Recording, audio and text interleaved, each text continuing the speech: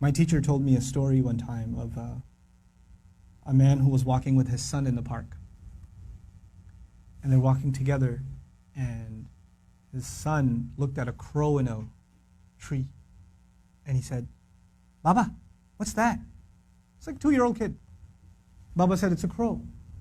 And he said, "Baba, what's that?" And he said, "It's a crow." "Oh, okay." "Baba, what's that?" "It's a crow." "Oh, a crow. What's that?" "It's a crow." It went on for 10 minutes. He asked him 30 times, he counted. Dad kept a score, and he put it in his little journal. "My son, today we were walking in the park, asked me about a crow 30 times. It was the cutest thing in the world." 30 years go by. The son is not 2, the son is 32. Father calls him, "Son, can I come over?" "Dad, it's not a good time right now." "Son, just bear with me. I just need like 10, 15 minutes. That's all I need. Just go for a drive. I need to talk to you about something." Whatever. You know what? Okay, fine. So he comes over, gets in the car. They go over, drive over to a park. "What's this about, Dad? Can you tell me quickly? I got things to do." "Just take a walk with me, son. It's okay." I'll take a walk. I see a crow in a tree. The dad says, "Son, what's that?"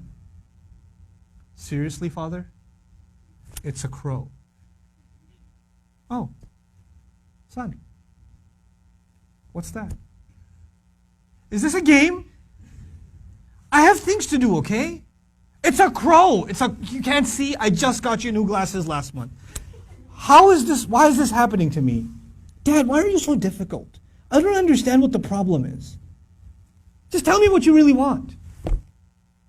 I'm busy, okay?" The dad pulls out his journal. He says, "Son, this is something that happened 30 years ago. We were walking down this park. You saw a crow. And you asked me 30 times. And I gave you a smile every time. You couldn't handle twice. What are we giving our parents?" I'm not even bringing Allah into the picture. The fact that Allah mentioned Himself and then mentioned His parents is, you think about that. But what have they done for us and what have we done for them? What have we done for them? How many parents leave, like their children are in ICUs, and they stand there and hovering over this little glass box with a baby inside, 24 hours a day, 7 days a week, standing in a hospital, not even sitting down, standing in a hospital, like feeding off of like vending machines. And that same kid grows up and doesn't have the time to call. That same kid.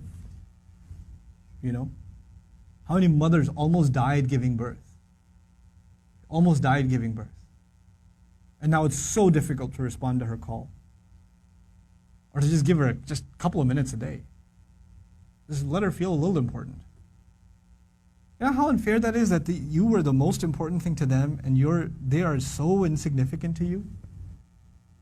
How unfair that is? You know?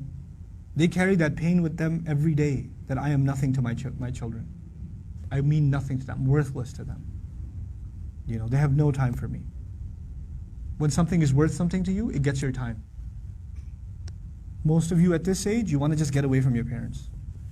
You just want to be with your friends. You want to be on your own. You just don't want to be with your parents. You know? You develop this crooked habit now, and it will only get worse over time. Our parents have very, very, very strong emotions. They're very protective of us. For them, you won't know this until you become a parent. For them, it doesn't matter when you turn 60, you're still their baby. They still remember changing your diaper. They still remember feeding you milk. They still remember burping you and cleaning up after you peed in the back seat. They still remember that. You don't remember that, they remember that. My son won't remember that. He's like, I gotta go. Then all of a sudden he stops complaining. I'm like, oh, time to roll down the windows.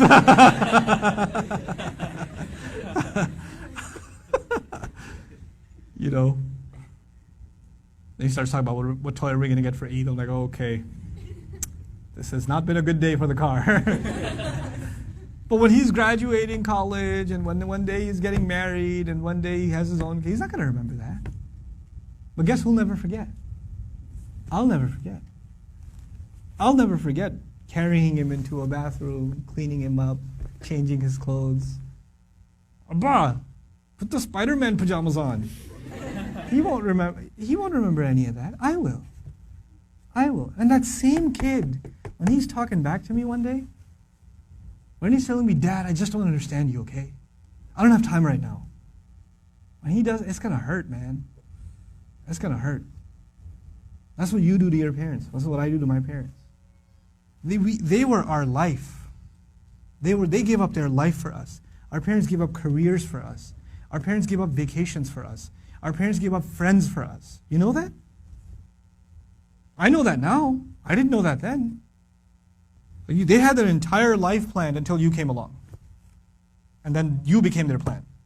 You became everything. And you have the nerve. One thing doesn't go your way. You hear one thing you don't want to hear. You snap back at them. It says, we're not even talking about Islam right now.